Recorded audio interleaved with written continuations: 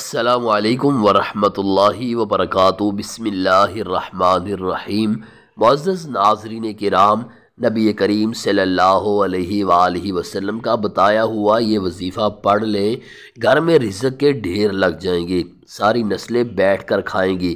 نبی کریم صلی اللہ علیہ وآلہ وسلم نے یہ وظیفہ اپنے ایک صحابی کو سکھایا تھا۔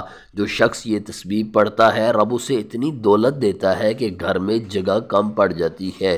جیسا کہ عوف بن مالک رضی اللہ عنہ کے بیٹے سالم کو مشرکوں نے قید کر لیا تو آپ صلی اللہ علیہ وآلہ وسلم کے پاس آئے اور کہا، اللہ کے نبی، میرے بیٹے کو کافروں نے پکڑ لیا ہے اور گھر میں کھانے کے لیے کچھ نہیں ہے۔ تو اس پر اللہ کے نبی صلی اللہ علیہ وآلہ وسلم نے فرمایا، آل محمد کے پاس بھی کل شام تک ایک مد 2 ہاتھوں کے بھراؤ کے برابر غلہ تھا۔ تقوی الہی اختیار کرو اور صبر سے کام لو، اور لا حول ولا قوت الا باللہ کثرت سے کہو۔ ایک حدیث میں یہ بھی ہے کہ اللہ کے رسول صلی اللہ علیہ وآلہ وسلم نے انہیں اور ان کے بیٹے کی ماں کو بھی کثرت سے اس کے ذکر کا حکم دیا۔ اس کو انہوں نے خوب پڑھا اور آپ کے حکم پر عمل کیا۔ عوف بن مالک رضی اللہ عنہ اپنے گھر میں ہی تھے کہ ان کا بیٹا واپس آ گیا اور کافر کو علم بھی نہ ہو سکا۔ اپنے ساتھ وہ کافروں کے اونٹ بھی اپنے والد کے پاس لے آئے۔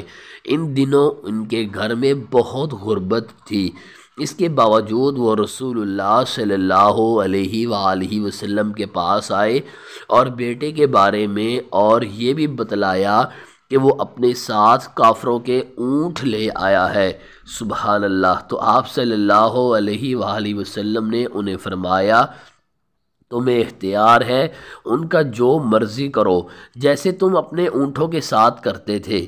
اور اس پر قرآن کی یہ آیت نازل ہوئی، اور جو اللہ سے ڈرے تو اللہ اس کے لیے نکلنے کا راستہ بنا دیتا ہے، اور وہ اسے ایسی جگہ سے رزق عطا فرماتا ہے جہاں سے اسے گمان بھی نہیں ہوتا۔ سورہ طلاق آیت نمبر 32۔ ناظرین، ایک روایت میں رسول کریم صلی اللہ علیہ وآلہ وسلم فرماتے ہیں، جو شخص استغفار کی کثرت کرتا ہے، یعنی زیادہ اور عام استغفار کرتا رہتا ہے، مسلسل استغفار کرتا ہے، اللہ تعالیٰ ہر تنگی اور پریشانی سے اس کے لیے راستہ نکال دیتا ہے، اور اللہ تعالیٰ ایسے آدمی کو غم سے چھٹکارا اور رہائی نصیب فرماتا ہے، اور اس آدمی کو اللہ تعالیٰ ایسی جگہ سے روزی دیتا ہے کہ اس کے ذہن و خیال میں بھی نہیں ہوتا، اسے معلوم بھی نہیں ہوتا، ایسی جگہ سے اللہ اسے رزق عطا فرماتا ہے۔ سبحان اللہ۔ محترم ناظرین، جو وسیع مقدار میں کھلا اور وافر مقدار میں رزق چاہتا ہے تو یہ عمل کریں۔ ابو ہریرہ رضی اللہ عنہ سے روایت ہے کہ ایک آدمی اپنی بیوی کے پاس آیا اور اس پر بھوک کے حالات دیکھے، یعنی فکر و فاقے میں مبتلا ہے، تو وہ جنگل کی طرف نکل گیا۔ یہ دیکھ کر اس کی بیوی چکی کی طرف بڑھی اور اسے لا کر رکھا، تنور کو دہکایا اور کہنے لگی، اللہم ارزقنا، اے اللہ ہمیں رزق عطا فرما۔ اس نے دیکھا تو اچانک پیالہ بھرا ہوا تھا، پھر وہ تنور کے پاس گئی تو وہ بھی بھرا ہوا تھا۔ اتنے میں اس کا شوہر واپس آ گیا اور کہنے لگا، کیا میرے بعد تمہیں کچھ حاصل ہوا ہے؟ اس کی بیوی نے کہا، ہاں، ہمارے رب کی طرف سے۔ چنانچہ وہ اٹھ کر چکی کے پاس گیا۔ رسول اللہ صلی اللہ علیہ وآلہ وسلم سے یہ واقعہ ذکر کیا گیا تو آپ صلی اللہ علیہ وآلہ وسلم نے فرمایا، اگر وہ چکی کا پاٹ نہ اٹھاتا تو وہ قیامت تک گھومتی رہتی اور آٹا نکالتی رہتی۔ مسند احمد۔ محترم ناظرین، اسی طرح حدیث میں آتا ہے، عبداللہ رضی اللہ عنہ کہتے ہیں کہ رسول اللہ صلی اللہ علیہ وآلہ وسلم کے پاس ایک مہمان آیا۔ آپ صلی اللہ علیہ وآلہ وسلم نے کھانا لانے کے لیے ایک آدمی کو اپنی ازواج کے پاس بھیجا، لیکن ان میں سے کسی ایک کے پاس بھی کھانا نہ ملا، تو آپ صلی اللہ علیہ وآلہ وسلم نے دعا کی، اللہم انی اسألک من فضلک ورحمتک فإنہ لا یملکها الا انت۔ ترجمہ: اے اللہ، میں تجھ سے تیرے فضل اور تیری رحمت کا سوال کرتا ہوں، بے شک تیرے سوا اس کا کوئی مالک نہیں ہے۔ چنانچہ آپ صلی اللہ علیہ وآلہ وسلم کے پاس بھنی ہوئی بکری کا تحفہ لایا گیا، تو آپ صلی اللہ علیہ وآلہ وسلم نے فرمایا، یہ اللہ کا فضل ہے اور ہم رحمت کا انتظار کر رہے ہیں۔ سلسلہ احادیث الصحیحہ۔ محترم ناظرین، ایک دوسری حدیث میں ہے کہ اللہ کے نبی صلی اللہ علیہ وآلہ وسلم نے فرمایا، اللہ کے نبی نوح علیہ السلام کی وفات کا وقت جب نزدیک آیا تو انہوں نے اپنے بیٹے سے فرمایا، سبحان اللہ و بحمدہ کا ورد کرتے رہنا، کہ یہ ہر چیز کی نماز ہے اور اس کے ذریعے مخلوق کو رزق ملتا ہے۔ مسند احمد۔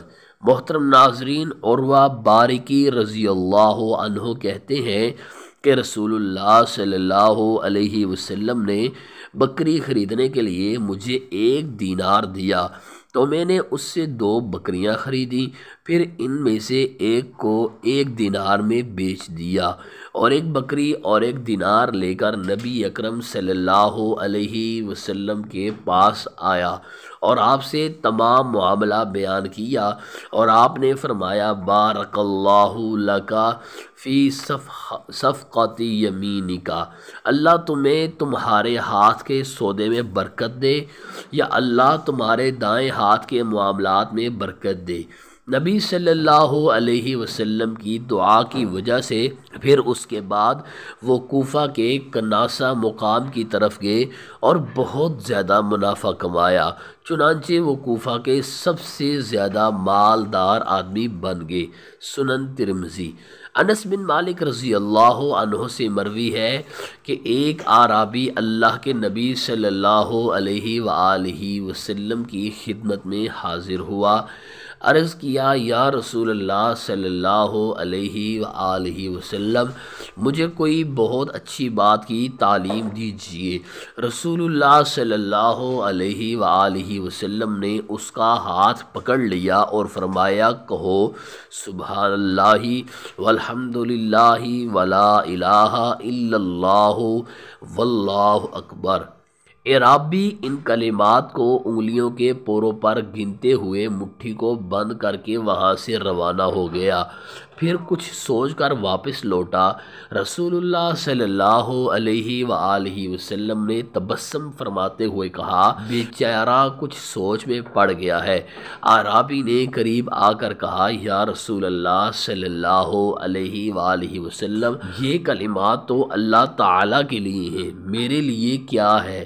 رسول اللہ صلی اللہ علیہ وآلہ وسلم نے فرمایا، اعرابی، جب تم سبحان اللہ کہو گے تو اللہ تعالیٰ فرمائے گا تو نے سچ کہا، اور جب تم الحمدللہ کہو گے تو اللہ تعالیٰ فرمائے گا تو نے سچ کہا، اور جب تم لا الہ الا اللہ کہو گے تو اللہ تعالیٰ فرمائے گا تو نے سچ کہا، اور جب تم اللہ اکبر کہو گے تو اللہ تعالیٰ فرمائے گا تو نے سچ کہا، اور جب تم اللہم اغفر لی کہو گے تو اللہ تعالیٰ فرمائے گا میں نے معاف کر دیا، اور جب تم اللہم ارحمنی کہو گے تو اللہ تعالیٰ فرمائے گا میں نے رحم فرما دیا، اور جب تم اللہم ارزقنی کہو گے تو اللہ تعالیٰ فرمائے گا میں نے رزق عطا فرما دیا۔ سبحان اللہ، سبحان اللہ۔ وہ اعرابی ان کلمات کو بھی اپنے پوروں پر گنتے کہتے ہوئے مٹھی بند کر کے وہاں سے روانہ ہو گیا۔ ناظرین، 5 وقت کی نمازوں کی پابندی اور استغفار کی کثرت کریں، نیز فجر اور مغرب کے بعد ایک مرتبہ سورہ واقعہ اور سورہ طارق پڑھیں۔ اللہ تبارک و تعالی نے آپ کی روزی جہاں مقدر کی ہے وہاں ضرور ملے گی، اور جہاں آپ کا رزق نہیں وہاں نوکری بھی نہیں ملے گی۔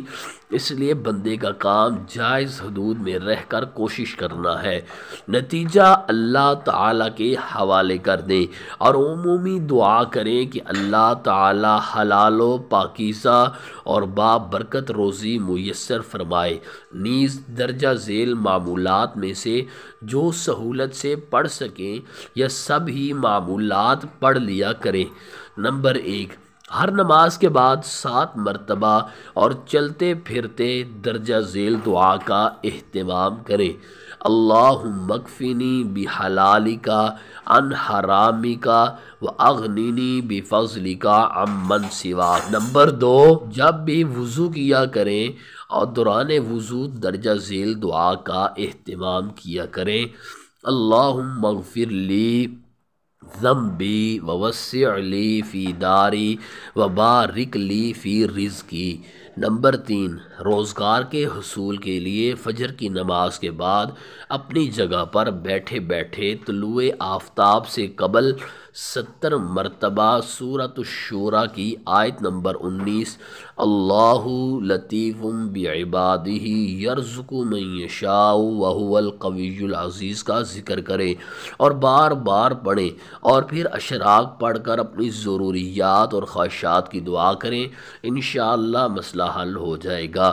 درجہ ذیل دعا کثرت سے پڑھتے رہیں۔ توکلت علی الحی الذی لا يموت الحمد للہ الذی لم يتخذ ولدا ولم یکن له شریک فی الملک ولم یکن له ولی من الذل وکبرہ تکبیرا۔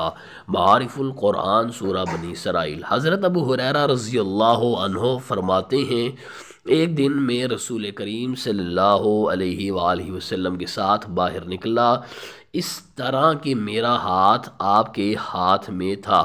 آپ کا گزر ایک ایسے شخص پر ہوا جو بہت ہی برے حالات اور پریشان حال تھا۔